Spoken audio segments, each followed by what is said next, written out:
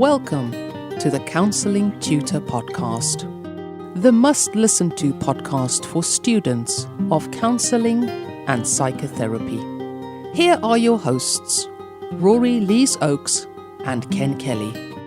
Hello, I'm Rory, and with me, as always, is Ken. How are you doing, Ken? Exceptionally well, thanks for asking, Rory. This is episode 121 of the Counselling Tutor Podcast. We are so delighted that you are joining us, and we're going to reward you by delivering amazing content in today's episode. We're going to start off by speaking about stepping up to a new level. What you need to know. When we speak about stepping up to a new level, that's a new level in your learning. And then we're going to have our new feature, which is called Check-In with CPCAB. And today we're going to be speaking with Kelly Budd, who's going to be running us over learning outcomes and assessment, how they work, what they mean, and all the stuff that you need to know. If you're a student, do not miss that.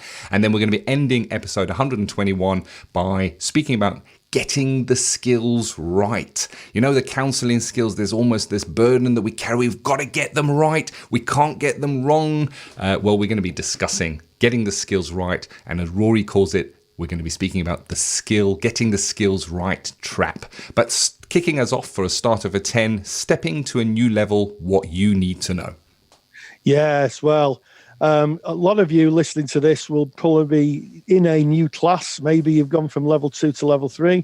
Maybe you've gone to level 3 to level 4.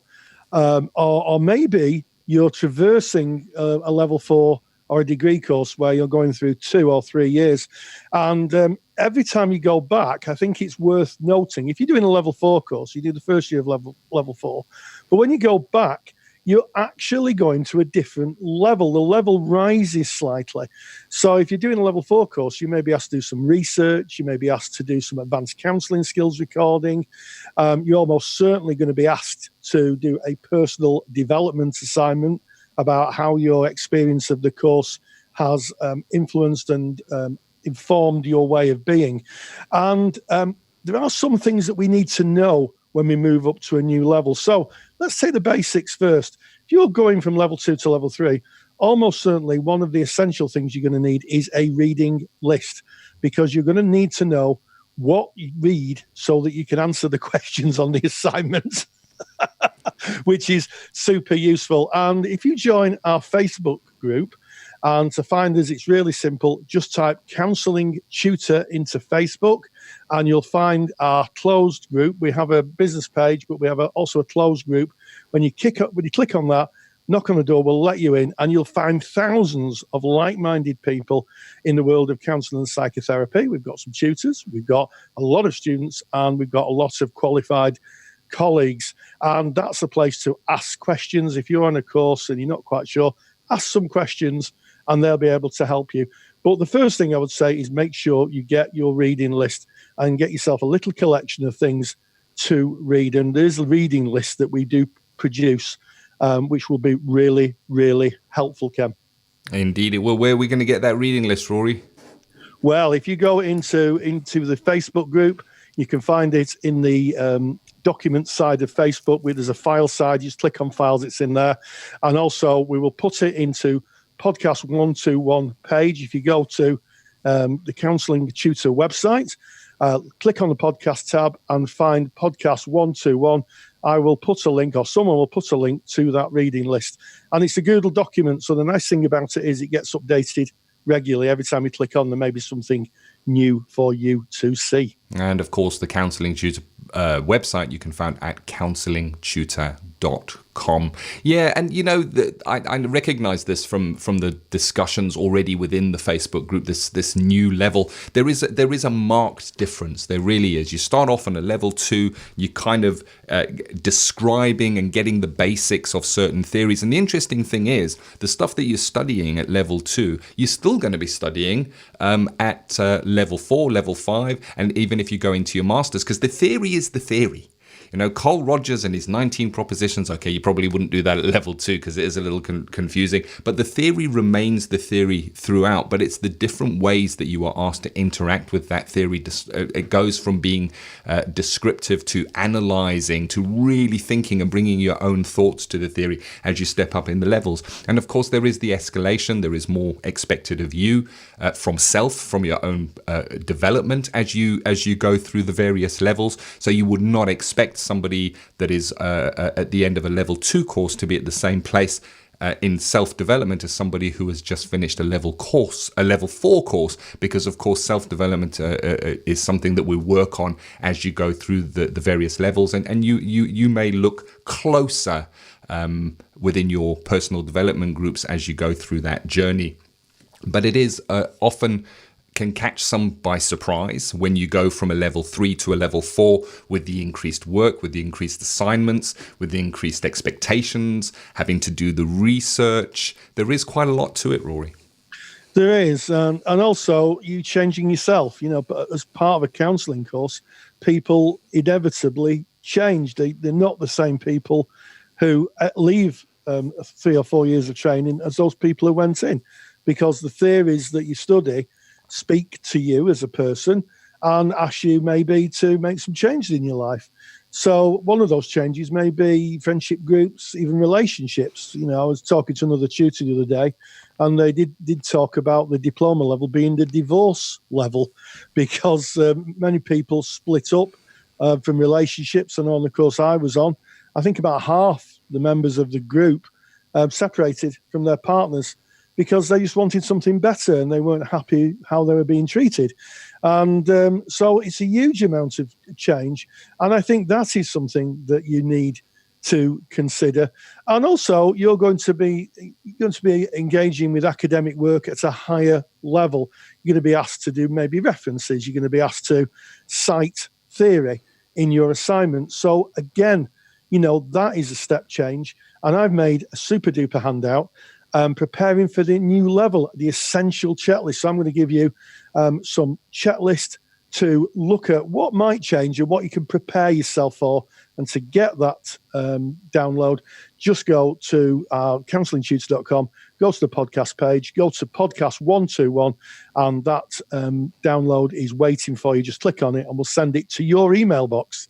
I like it. And Rory's super duper handouts are so useful. And of course, if you are a member of our paid for resource, which is called the Counselling Study Resource for Students, well, then you can just log in to your Counselling Study Resource, and that document has already been added for you because all Rory's new handouts are added into the resources as well. But you can get that free if you're not a member by going to counsellingtutor.com, click on the podcast tab, go to episode 121. It's all there, including the link to the Facebook group, which is the Counselling Tutor Facebook group, where all these conversations take place. And it's a great resource. If you're going onto a level 4, you want to know what to expect. Who better to ask than somebody who has maybe just been on a level 4, who's just completed their level 4? And where will you find them? You're going to find them in the Counselling Tutor Facebook group. Go on Facebook, put in Counselling Tutor, and you will find us there.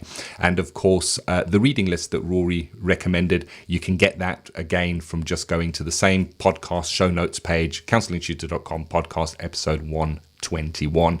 And it neatly kind of comes together when we're speaking about stepping up that new level.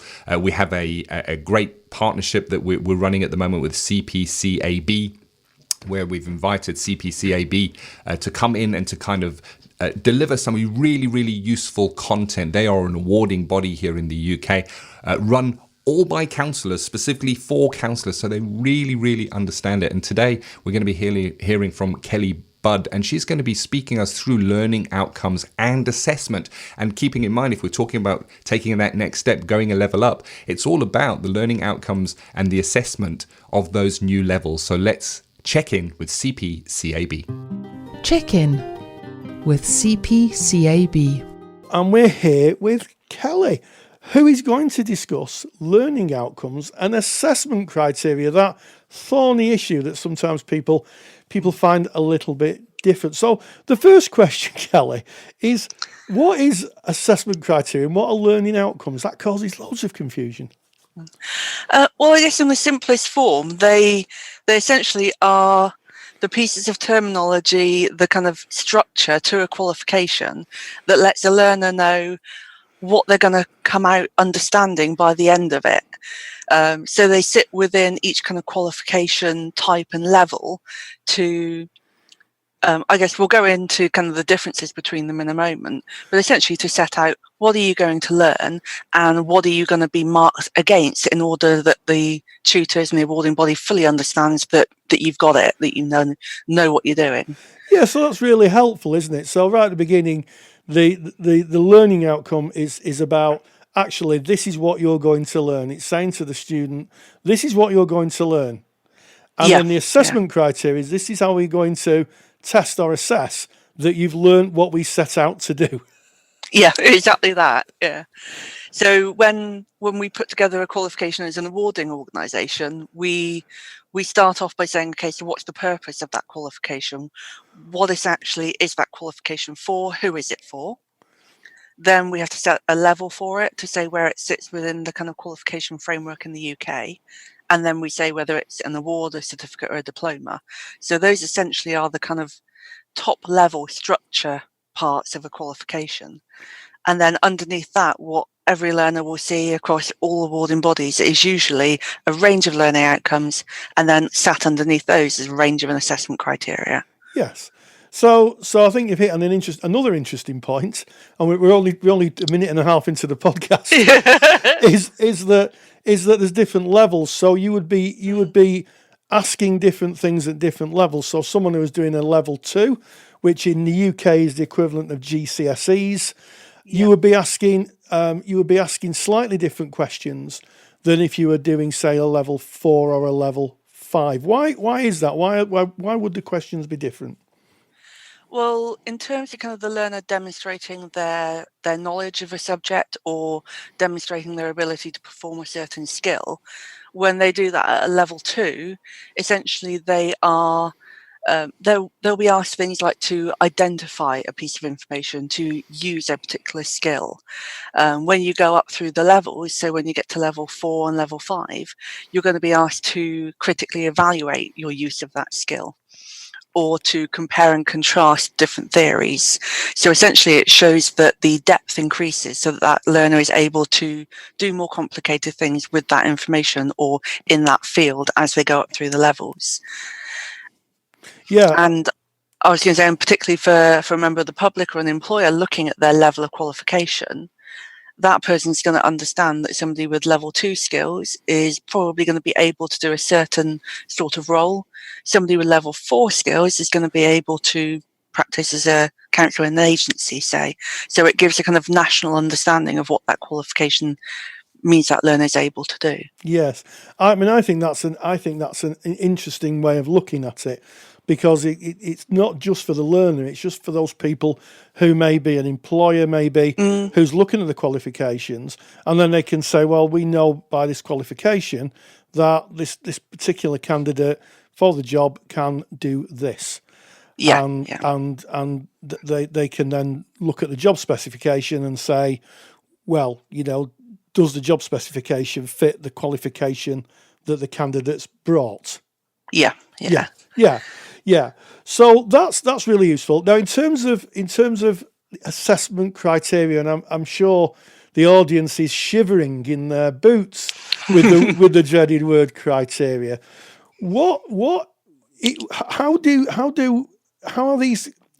How's the level of understanding evidence? That's what I'm coming to. How is it evidenced? Well, I guess if you set out the difference between learning outcomes and assessment criteria, it's probably more easy to understand. So from our point of view, a learning outcome essentially is what's the outcome of that piece of learning going to be. And usually what you'll see is that a learning outcome is phrased beginning with the learner can or the learner will. So it shows that at the conclusion, that learner is going to be able to do something. The assessment criteria particularly, they sit underneath it, and they're more specific expressions of the learning outcome. So essentially they are breaking it down into its component parts. So essentially the criteria are what that learner is going to be assessed against in order to ascertain if they can do what the learning outcome says they can do. Okay. So, in a nutshell. Okay. So if I was thinking about, say, not related to counselling or sport, the learning outcome may be, by the end of today, you'll be able to run 100 yards. And then 100 metres, as we say now in the metric world. The assessment criteria may say running 100 yards, but then it might be as you go up the higher levels, you'll run it in a certain amount of time. Mm-hmm. Yeah. So that is what you'd be measured against. So at the bottom level, you'd be able to run 100 yards. Great, passed. Then as you move up the levels, you'll be able to run 100 yards, but you have to do it within a certain time. And that's the thing, isn't it? The level of difficulty increases, or the level of skills needed increases. Would that be right? Yeah. Is that a good analogy? Probably close to analogy, but also with as the criteria go up, with a greater level of technique. So it might be like me trying to run 100 yards. I'm not very fit, so my technique will probably be very, very poor. Yes. But I might be able to get to the end of it. Yes. So I'll be able to run a certain distance, but I wouldn't look particularly good doing it, and nobody would hire me to be a runner. But as you go up through kind of the higher levels, that person should be able to be Mo Farah running it. Yeah. So they should be able to do it with real skill, competence, and essentially also at the much higher levels, like the supervision qualification, then be able to coach and model it for somebody else. Oh, that's interesting. Yeah. So as we move up, so what we're hearing now is as we're moving up through the levels, then you're developing more precise skills. More complex skills, more skills that suit the application at that level. So at level 4, you may very well be practicing. And for those skills, you need to be really competent at doing it. So if we use the running analogy, you'd probably be running in a sports event by that time. By that time, yeah. And be able to explain to somebody, I set off on my right foot rather than my left foot because that technique's worked better because of this, that and the other. Yeah. So you really understand the why you're doing it rather than just being able to make it from A to B. Yeah. The understanding of the technique you're using and how it's impacting on your performance as a runner. So if we kind of map that analogy, it's the same with a counsellor, isn't it? As you go through the qualifications, it's not just a case of doing the skills. You need to critically evaluate why you use that skill, justify sometimes why you use that intervention, consider your own process. So there's more of a kind of more of a self-development aspect as you go up, because you're looking at how you're using it. And then, as you say, you get to teach people that when you get you become a coach or supervisor. Yeah, absolutely. So when you go into things like assessment criteria, essentially what they are, most counselling qualifications at a vocational level are what we call competence-based. So it's a can they do it rather than a kind of grading, a pass, merit, distinction, or like GCSEs, you don't get an A, B or C from it. So essentially the assessment criteria is the threshold of can or can't yet do this. So if the learner is able to evidence that they provide a piece of written work or show in the skills practice that they can do something to the level that's really, really explicit in that assessment criteria, then that's it. They've got that. That shows that they can achieve it. They've passed the threshold. Yeah, and I think that sometimes that's probably not. I think it's communicated, but sometimes I think it's not received. And I think that as a former lecturer myself, I think sometimes the detail of what's needed can sometimes be lost. So someone might say, well, I've done the counselling skills, I've done my recording. Well, that's great. So tell me why you use that intervention. Well, I don't know. Well, you need to go away and think about that, because part of the assessment is thinking and reflecting on why you use that. Yeah. And usually what learners are looking for in their assessment criteria is usually what kind of verb is in there. So is it reflect on? Is it use and understand? Is it compare and contrast? Is it establish? So essentially, what is it really asking you to do? And then has the evidence you've provided really shown that you can do that? Yes. So a verb is a doing word, as I learnt late in life. Yep. So when there's a verbiage in there, the learner will be able to reflect on their counselling skills. The verb is reflect, and that is the key thing that a learner would be marked on, the ability to reflect. That's what's being asked to do, isn't it? Yes, exactly. Yeah. Yeah. I think what learners sometimes get really caught up with is the wording of assessment criteria. And I know from being a tutor, my students used to call it criteria hysteria, which they would look at it and they would just go completely blank and they wouldn't understand what the awarding body was asking. And now at this end at CPCAB, when we're looking at the wording of assessment criteria, we try and make it as simple as we possibly can, but know that even within that, there's going to be room for interpretation. Different centres are going to be asking different emphasis in different areas from their learners, and that is okay, as long as at the basic level they've done that doing word, they've reflected on, and they've picked up that kind of core part of the criteria. Yeah, so I think the big takeaway for me is those verbs. If you're asked to paint the wall, putting the shelf up isn't going to cut it, really, is it? So those verbs, compare and contrast, analyze, reflect. That is exactly where the marking lives, and indeed the pass or refer lives, I guess. Yeah. And I think one thing that we try to do is when you look at any of our candidate guides, we have the learning outcomes in the assessment criteria, and then we have a list of guidance next to it with bullet points in it. That's us kind of saying, if you're looking to find evidence of this assessment criteria, these are the sort of ways in which you might meet it, the sort of activities you might be doing in the class, the sort of things you might be writing in your learning reviews, in your journals. So essentially they are our really hefty nudge towards meeting those criteria, and we put them out there for candidates and tutors because we understand that it's difficult. Yeah, so they can be met in a number of different ways, and it's not prescriptive, is what I'm hearing. No. It can be. Yeah. Well, Kelly, thank you just so much for taking the time out. I've certainly got a better understanding of command verbs, and I have to say that I won't be running 100-meter sprints anytime soon. So, Kelly, thank you. Me either. Thank you so much. No problem. Cheers. Check-in with CPCAB is proudly sponsored by CPCAB, the only awarding body run by counsellors for counsellors. To learn more about CPCAB qualifications and to get more detailed information on today's podcast topic, visit cpcab.co.uk. Yeah, well, that was just fab. I really enjoyed interviewing Kelly. Yeah. She's going to be regular on the podcast with two other colleagues, Ray and Heather, answering questions. But I thought that was really useful. The learning outcome is, as she quite clearly said, is what the learner is going to be taking away. And the assessment is how the learner can demonstrate that they've hit the learning outcome. And it just gets so confusing. And that has really cleared that up. The fog's completely gone now. There's no fog at all. It's a bright view on assessments and learning outcomes and assessments. And don't forget, if you want to ask any questions of our good friends at CPCAB, go into our Facebook group. How do you find that? Well, of course, you go in to Facebook, you type in Counselling Tutor, you'll find our closed group.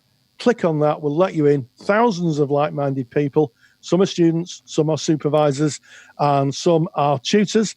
Ask those questions, and we will pass them on to CPCAB, and they will answer them on your behalf. It's going to be really great, isn't it, Ken? It is indeed. You have always informed the topics of our podcast. You, our listeners, we take the topics from what you discuss in our Facebook group, and our relationship with CPCAB, our good friends there, there's no difference. You ask your questions and they will create the content based on what you are asking. So get yourself in there and get part of that conversation. And we're now ending episode 121 by speaking about getting the skills right. Oh, I can feel the burden of having to get it right. And I recall, Rory, when I was in placement, I was out there my first steps in working with clients, and I was going to my supervisor and I was telling my supervisor, oh, I've got to get it right. I can't get it wrong. The stakes are high. And I was holding myself to very, very high standards, Rory. And I tell you something, it wasn't doing me or my clients any good at all. Yeah, absolutely. The paralysis of analysis, which haunts people, and we need to get rid of that ghost and exercise that ghost. And it's the same really for qualified colleagues. You know, I know a lot of qualified colleagues, myself included. We go on to do CPD, continual professional development, where we may learn a new skill set, and sometimes it can be bumpy applying new skills. And one of the things that you don't want to do is berate yourself and have to think it has to be perfect, because in that, all that you're doing is you're auditing yourself. And as you rightly say, Ken, you're doing yourself and your client a disservice, really. Learning is about getting things wrong. There's as much about getting things right. And, you know, I always think that there's more learning in a defeat than there is in a victory, to use an old army term, because we can learn more. We say, well, you know, that didn't go quite as I planned it. How can I do it differently? So the analysis of paralysis really, really is, or the paralysis of analysis, should I say, really does haunt a lot of counselling students right from the beginning, right into qualified practice. It's amazing. I hear qualified colleagues all the time saying, I've just done this CPD and I have to get it right. And I say, why don't you just attempt to do your best? And with that, you can take the pressure off yourself. And if you're under pressure, your client's going to see it. Your client's going to pick it up. And I don't think that's particularly useful. Yeah, and we're speaking, kind of the topic was brought up by getting the skills right. So you're counselling skills of reflection, paraphrasing, silence, immediacy, potentially. And the thing about skills is if you're a student at the moment, you are so privileged. You really, really are so privileged to be a student, because you get to practice your skills. You should have within your course skills practice time where you will maybe go with a colleague and you will take turns and you will practice your skills. Hopefully, from time to time, you will do counselling in a fishbowl, which is kind of where you sit in the middle of a circle of your peers and you will do a simulated skills session, and your peers will evaluate the skills that you are using. And this is where we practice. This is where we practice. And, you know, those skills times are so precious. So if you're on a course where you find people messing around or having a chat because the tutor's in a different room evaluating other people's skills, then you move away from them. Get away from them. Take someone who's as serious as you are and practice your skills during your skills practice sessions, because the last thing you want is to be sat with your client when you're in placement or you're qualified and you're in practice thinking about your skills. Your skills should be unconsciously happening. You don't want to be listening to your client and thinking, should I paraphrase this? Should I put a reflection in here? Should I pop a bit of silence in here? Because if you're thinking like that, then you're not standing next to your client. You're not walking with them. Skills will become unconscious competence if you practice them. And here's my top recommendation. When you're practicing your skills and you're in that supportive environment of your college, your learning institution, your university, record your simulated skill sessions so that you can listen back and you can question, where could I maybe improve? How are my skills? What can I kind of tune up from those recordings? I know Carl Rogers said that it was one of the richest seams of learning. And in those days, a recording device was very, very expensive. It was usually reel-to-reel tape, a real massive machine that was very invasive. Now you can do it on your phone. You don't need great audio quality, but record your skills and listen back to your skills. And the advice that I gave to my supervisees when they would bring the getting the skills right or anything right within the session. If you're in a session with a client and something is said, something happens within that session, then that is how it was meant to be. It just is, because it is how it was. You can't change it. You can't go back and do it differently. It is how it was. It was right in that moment. Doesn't mean we can't maybe learn something from it, some kind of a takeaway that we may choose to change as we go forward, but don't beat yourself up if you find yourself in a session or after a session looking back on it going, I shouldn't have said that, I shouldn't have done that. That's where the learning is. And learning is a privilege, not something to hit ourselves with a stick about. Yeah, absolutely. And I can remember when I went to see in fact, myself and my supervisor were laughing about it last supervision session. And I said to her, I said, you know, I used to come to see you when I first saw you, worrying and wringing my hands in angst about not being able to reflect and paraphrase. I said, I'm really terrible at reflecting and paraphrasing. And her advice was, well, Rory, you seem to be very good at picking up on people's non-verbal communication. And I went to her and I'm thinking, am I sure that she's a supervisor? And of course, what she was doing, she was saying, you know, in a roundabout way, don't beat yourself up. That will come. But, you know, play to your strengths. And I was very good at that. And now, of course, I reflect and paraphrase without even thinking about it.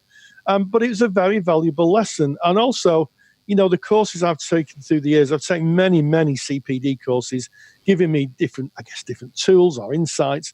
And if I apply those in my practice, I just kind of say to myself, well, I'll apply them and see how it goes. Because, you know, the client is the best, you know, for qualified colleagues, the client is the best judge of how well you do something. And you know, sometimes you do something in a session, it works really well.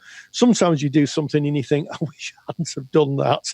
But that is about learning and growing as a practitioner. And that starts right at level 2, right through into qualified life. Yeah. Because we're always assessing and developing and building our skill set. So, you know, just give it a go. Yeah. Don't be held back by the fear of not getting it right. Oh, I love that. Lifelong students of counselling. And that's what we are. That is what we're called to do, really. I mean, if you look at the ethical framework, we're based in the United Kingdom, if you're listening outside of our borders here. But here in the United Kingdom, we look to our ethical bodies and we're required to do CPD, continuing professional development. We run a paid-for resource called the Counselling study resource, and you can find out more about that just by going to counsellingtutor.com. And a large part of what we provide in our counsellor resources is continuing professional development. It's different kinds of presentations, different parts of practice, as well as the basics like the skills and the theory. And I think that we are called upon to always be looking at who we are, where we are in our journey, and how we can improve on that. But in those early stages, I do get it. And it's not just the early stages. You're 100% right, Rory. It's kind of way into practice where am I getting it right? Did I do it right in that session? And it's a heavy weight to bear. Put it down and just let it be. Present moment awareness. Yeah, just accept it. I supervise qualified colleagues, and you know, maybe they've seen a lecture, CPD lecture, in the Counselling Study Resource, which is our paid resource, and qualified colleagues come in and they may kind of look at a resource on loss and bereavement or preparing to work with sexual abuse, and they say, I've applied that, I'm not sure I've applied it correctly. Well, you know, it takes time. Nobody gets a new skill right, or very few, right off the bat. It is about practicing and taking away what you've learned from that. So take the stick off your head. You know, that's what I say to my supervisors: put that stick down. Let's put that in the drawer, so you're not beating yourself around the head, and let's look at what really good stuff's going on here. And it's amazing that people and actually, which brings me to my final point, really, people probably do better than they think. I think it's one of those human conditions where people naturally are a bit pessimistic, maybe, and say, I've got all this wrong. And I always try and look for what went well and what someone can take away, as opposed to kind of staring at their shoes thinking, oh, I've done this wrong and I'll never get it right. That is not where the learning or the growth is, Ken. Yeah, well, I'm just left wondering at the end of podcast episode 121 whether we got it right today, Rory, in today's podcast. So you can let us know. Get into the Facebook page, ask those questions that you'd like to put to CPCAB, start those conversations. Let us know what you think of the Counselling Tutor Podcast. This has been episode 121. We started out by stepping up to a new level, exploring that and what you need to know. Check in with CPCAB. We spoke with Kelly Budd, and she spoke about learning outcomes and how they are measured in assessment. And of course, we ended with getting it right, that heavy weight that we carry around with us. Yes, we carry it around from training right through to qualified life. So put that weight down and hey, stay grounded and stay safe. Take the stress out of your counselling studies and get the support of Rory and I by joining us in the Counselling Study Resource. Counselling Study Resource, or CSR for short, is the world's most comprehensive assignment guidance and study support resource for students just like you of counselling and psychotherapy. See how Counselling Study Resource can help you. Visit counsellingtutor.com. That's counsellingtutor.com. Thank you for listening to the Counselling Tutor Podcast.